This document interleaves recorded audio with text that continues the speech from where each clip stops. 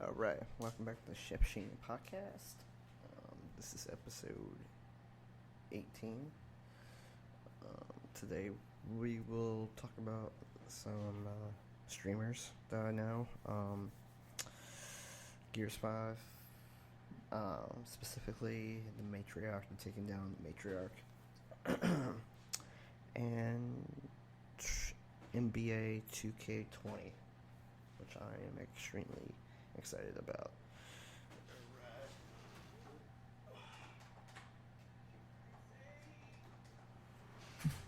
So, like I said, we'll start with the recognition of some of the streamers I know. When I was lucky to have on the show, Holland Randall, ridiculous gamer. He's really, really, really, really good. Then we had Epipanda does not want to come on the show quite yet. But give a shout out to him. Look him up. He's really good. But he's actually really super good at like dying, but then making fun of the way he dies. And I think that's like one of his best traits right now with the way he does his streams and stuff like that. He's just really, really, really just a funny guy. He really should do stand up, try it, or at least try it, because I think he would do pretty well for himself. Yeah, Epic Panda has been my best friend for a while. I think it's Epic Panda. I think it's Epic Panda 99. But let me check my phone. I gotta check my phone here. Let's see. Yeah, it's if you want the link is twitch.tv /epicpanda or epic. Oh yeah, epic _ panda. Sorry, all lowercase for epic and panda. But like I said, dude's funny as hell. I'm very lucky to have him to call him one of my best friends. He'll be on the podcast at some point, but I'm not worried about that shit. But just want to give them a shout out. They're really cool dudes. Like, support their stream, make sure they get the money that they need to make, because they're just great guys. They should definitely get your support through this process. Let's see here. I wanted to do Gears 5 Matriarch. Alright. Well, I was playing Gears 5 Friday. And I was playing it with my brother. My brother's not a real big gamer. He's not, a Gears 5 expert or, anything like that. I've been playing Gears 5 a lot more than he has, and that's saying a whole lot. There were some learning curves for him, and there was some learning curves for the two of us just trying to tag team the campaign together, because you're not used to what that person's gonna do. You gotta be able to count on that person to have your back, and vice versa. And it was really, really challenging to take down the Matriarch that way, because if you play the Matriarch in Gears 5, like I said before in the podcast, that I know that this I would go more into detail about this kind of stuff. The Matriarch was just ridiculous. Matriarch is probably hands down the toughest villain you'll ever face in Gears. He has probably the most luckiest luck in the world of taking one of you down. I mean, it's disgusting how easy it is for it to take down one of you. I mean, it just does like something out of the ordinary. It's just like, alright, well, and I'm gonna land on top of you, like, and you're like, fuck, shit. I mean, me and my brother, we were in the middle of South Philly. We can't really scream that loud and stuff like that. but you know, you have frustrations at that point. You're like, what the fuck? You're like just flipping out. You're like, fuck. At this point, you know, you're invested in it. You put like, me and him put like 30 minutes into it because, like, when you're by yourself, make sure you know it's just coming after you. Like, you don't need to, like, you're like, you know, fuck Dell. You just, you know, you can just roll out of the way. No. And multiplayer goes out to both of you. So if you're standing next to each other, it just lands in between the both of you, kills both of you without thinking twice. You just gotta be able to, if you're by yourself, just, you know, do your role and stuff like that. But when you're with someone else, you got tag team roll away from each other. And a couple times, me and my brother were caught because of the fact that we were close to each other, but we also roll opposite sides of each other. So I would roll. I was standing on the left. I would roll to the right, and then he was standing on the right.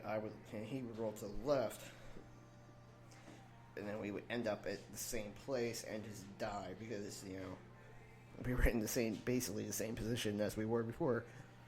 But that's like the kind of like chemistry you need to grow with the partner that you're trying to protect on the matriarch with, especially on the higher levels and stuff like that. I'll tell you, the normal matriarch is pretty difficult at least for me.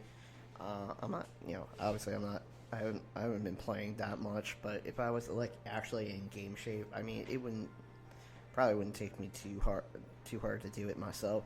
I'd probably learn where the spots are to, you know, to like just stay and then wait for them to like go after whatever, because you know, my brother was wasn't really good with communication because I'm not used to playing games with other people and stuff like that.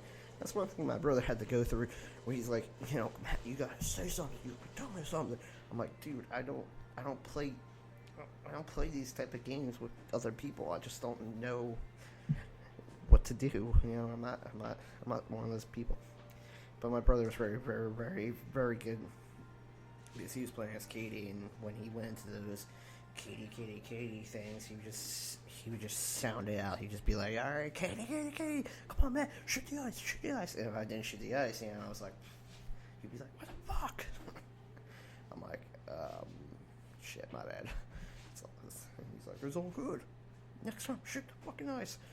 Because that's like the key thing. When she goes into that Katie thing, that's when you shoot the ice and get him in there, that guy Dell can actually go around and shoot the back, and you can do extra damage to them in that point of time.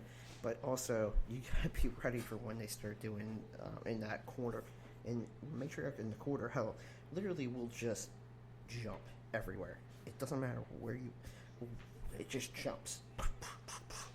You're just like, oh shit, it was landing to me, you know. And that's the time you just scramble, you try to do whatever you can. Just basically survive at that point. But then at one point he'll just start chasing you, and that's when you gotta shoot the ice, get him down, shoot his back. He'll get up, he'll start doing his jumping thing again, and then one more time, run at you, shoot the ice, bring him down into the water, shoot his back, and he'll be done. And that's how basically we did it, because, you know, it was really just the most time that it took was just us getting used to playing the game with each other, and it wasn't anything else, but it was just, you know, the communication between the two of us just needed to be on par for that. And that's with any boss, you know, even if you're playing like Borderlands 3, you know, I've said that before, or Borderlands, any type of Borderlands, you know, you gotta be able to communicate with your teammate and be able to tell them, hey, this is where you fucked up, or this is where I fucked up, and this kind of shit. And that's really what I have done poorly with in the past, especially with, even when I play with like friends and stuff like that.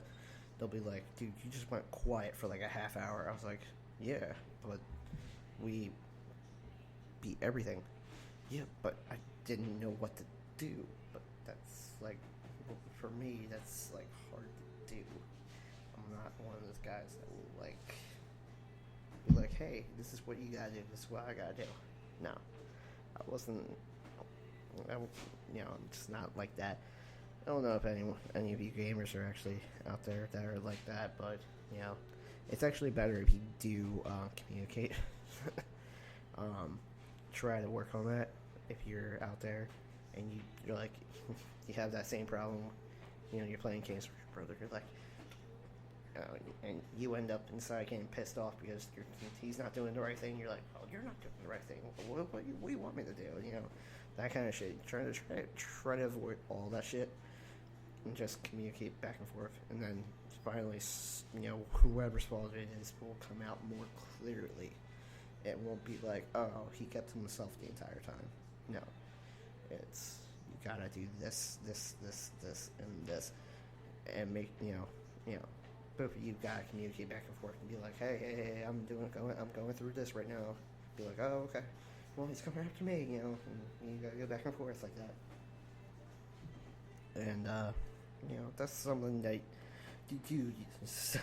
Most people learn at a young age, but I kind of never did because I really did play a lot of games by myself at a young age. But still, this kind of stuff has to you gotta be able to do it.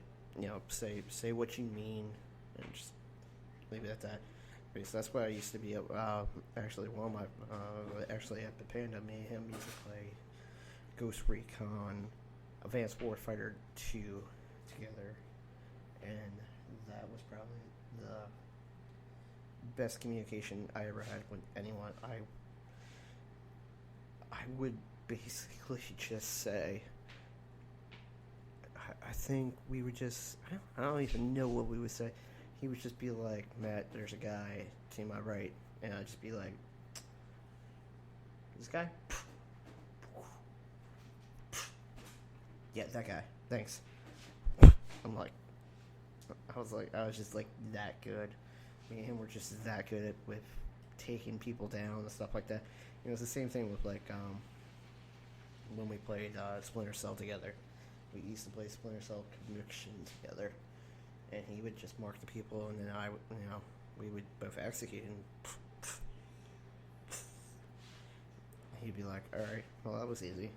We would have that kind of dialogue together. We would have those kind of things together, and it's super easy. Barely an inconvenience. AKA the pitch meeting phrase. I was just watching it, so I guess that's why it came out. But yeah, this was it was it's definitely different when you're playing with someone that's not used to playing with you. It's completely different. It's so odd to be able to play with someone like that. That's not really a gamer at any point of the word, but unless you're playing FIFA, then he can kick your ass in FIFA. But that's about it. But I'm definitely I was definitely the better one there. But again, playing with someone, you gotta just get your communication down, get your everything down, and then like 2 missions in, we met the matriarch, and that's what kept us for 40 minutes. You're like, oh, me and we're both like, well, we should probably go to bed. At that point, we're like, we started late, and what? It's late. All right, let's go. Let's go to bed. And I was like, all right, cool. But yeah, you definitely just 100%. That matrix is just so difficult. You just can't. You can't go at it if you're with someone else. You can't go at it just by, no communication at all. You guys gotta be able to communicate at some point, unless both of you are just like tanks.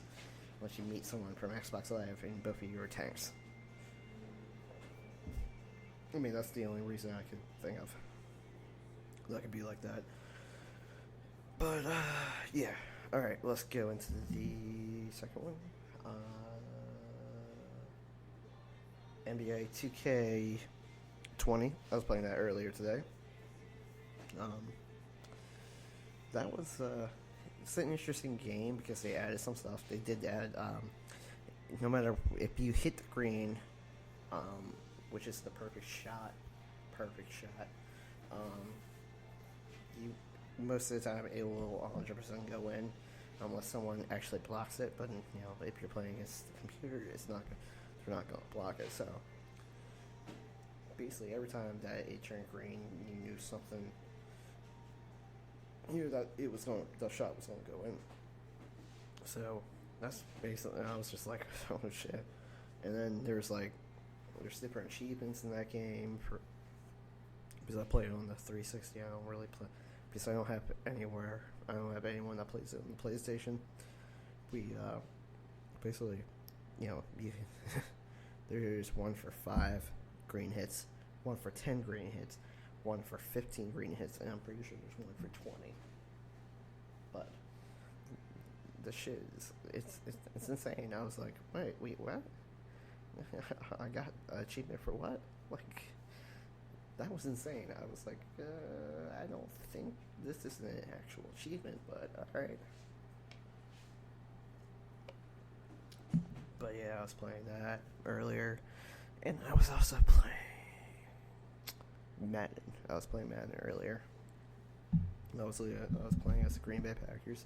Anyone that listens to the podcast will know that I am a huge Packer fan. And the Packers are playing in 40 minutes. Green Bay. I was playing as the Packers. Obviously, I took on the Philadelphia Eagles in the franchise mode and stuff like that. Just regular Packers, no fantasy draft, whatever. Because actually, at the fantasy draft, I kick ass. I make the Packers a lot better, but I'm just too good at picking these players that are like, oh yeah, I know this was a rookie this year. He's really, really, really, really good. He's gonna be my starting guard. And I just, have Shaquan. I'm like, well, I know where my young offensive line is gonna come from, so I'm just gonna pick a beast of a running back that doesn't need an offensive line. So I picked Barkley, which kind of reminds you about in real life that Barkley really doesn't have an offensive line. You're like, wow, all right, cool. But yeah, I was playing the regular Packer franchise today, and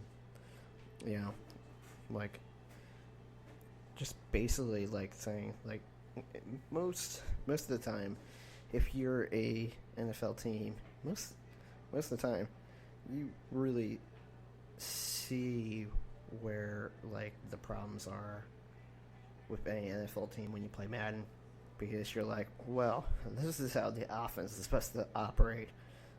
If you have Aaron Rodgers and you look at Aaron Rodgers in real life and you're like, well, this guy takes forever to throw the ball. That's actually because it does. It takes him a whole 3 seconds. In Madden, it takes me about 1.5 to 2 seconds to throw the ball. And that's where it's supposed to be. You're supposed to be at the top of your back pedal, and then you're supposed to deliver the ball. Same problem that Green Bay fans have with Aaron Rodgers. Same problem that Eagle fans have with Carson Wentz right now. Carson Wentz is a injury-prone quarterback who loves to take hits, which is weird because he's big and strong and athletic and all that, and you're just like, wow, he's got everything. He doesn't have everything. Doesn't have his health. And right now, I don't think he does either, because he's not running, he's not escaping the pocket. He's just, I don't know what he's doing this year. He just doesn't look like himself. But today when he's playing Seattle, you saw him doing that. He just hung onto the ball way too long. Got the top of his drop back, and then no, it's not coming out. All right, cool. I'm gonna take the sack. No, you don't do that. But I digress. Nice little rant there. But anyway, you got in Madden this year. we really just got the attributes to go with it again. So if you play with Aaron Rodgers, you play with an advantage on any DB that plays, except if you play against like Darius Slay or Xavier Rhodes. That's the only time. So basically, for those 2 times, Devontae Adams is shut down. But other than that, you're good to go, because you can throw it against any linebacker, and linebacker will jump to swat the ball, but won't succeed. Unless you're on the higher levels, like all pro and all Madden, dude, you can't throw the ball. Just run it. Just run it and deke out of the way. Like, that's the only way to do it. Get a good offensive line, treat for all good offensive linemen, because you're never going to be able to throw the ball that you the way that you need to be able to do